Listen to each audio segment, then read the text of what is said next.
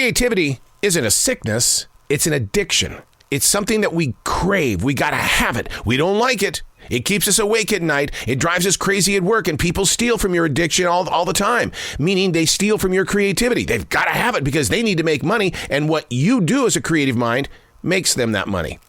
How fair is that, right? Unplugged because we will always say yes to creativity. Totally uncut because we all make mistakes. So turn it into a tool. This is Arroe Unplugged. It's so interesting that 3 or 4 days ago, we were buried in ice, sleet, and snow. And this morning when I walk outside, it's 46 degrees, and it's still, that ice, sleet, and snow is still on rooftops and car tops and things like that. But the atmosphere that surrounds us inside this forest has changed because, 3 or 4 days ago, it was just rigid. It was, and it was like, okay, we're all huddling together. And now it seems like everything that's in this forest is walking its own way. Even when I saw the deer this morning in the forest, we just kind of looked at each other going, oh, you're still here. I mean, and that's not a good vibration to hold on to, but at the same time, it's like, okay, we had each other's back when the rain, the sleet, and the snow were coming down, and now that it's 46, with more snow on the way, and they're saying, 3 to 4 inches now, it's like, okay, we haven't separated yet, have we? And I might be talking a little bit too spiritual here because the universe is what leads me. It's what I'm invited into every day. And what that is this forest. There's energy here. And when I step into it every morning, you just want to feel that vibration. But it wasn't there today.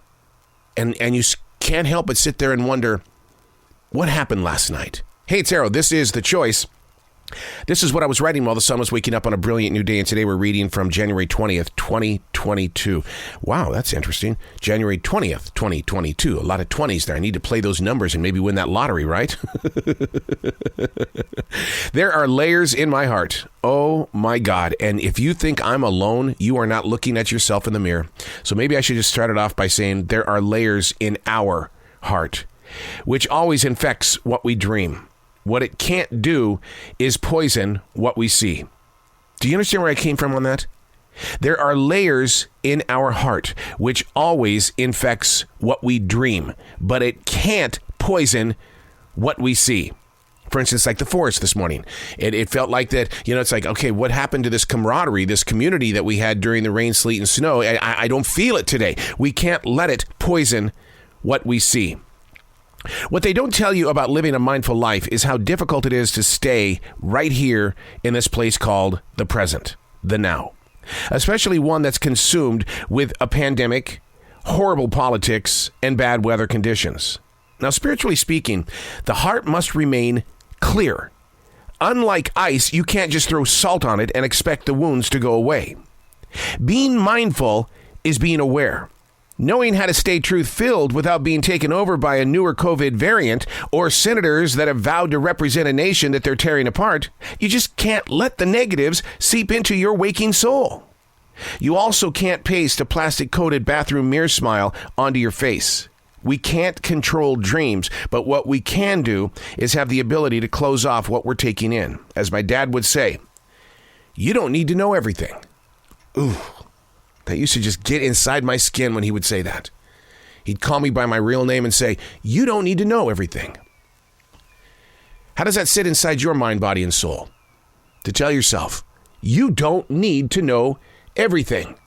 Put down that smartphone. We don't need to know what your neighbors are doing this weekend. We don't need to know what's going to be happening in the weather because you can't control it. If we do get 3 to 4 inches of snow, what are you going to do about it? You're going to put a heater outside and just warm up around your yard? Now you got a bunch of mud you have to deal with. You don't need to know everything. Get off that computer and stop going to CNN.com or FoxNews.com. You don't need to know. What you need to do is to protect this, the heart. It's getting weaker every day because this pandemic is just tearing us apart. We have to live with the pandemic because I don't know about you, but I'm having to live behind a mask.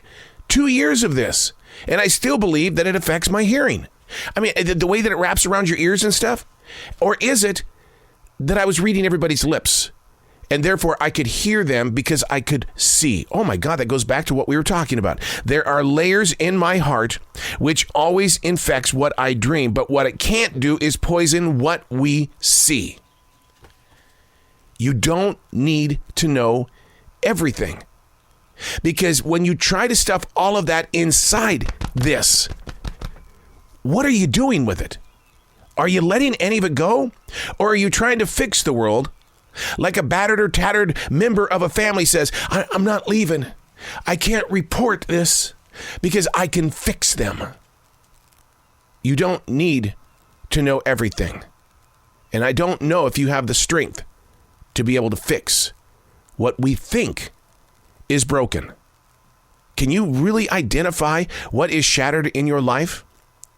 There are doctors out there, psychologists and psychotherapists that can't get through the list of people that are seeking help.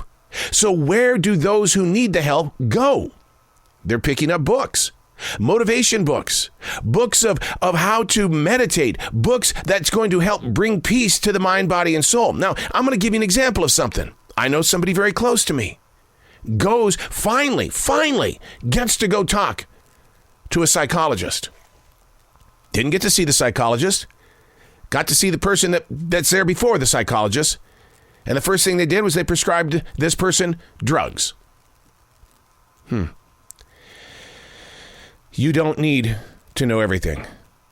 But what you do need to know is who you are and how things are coming out in your moment of now.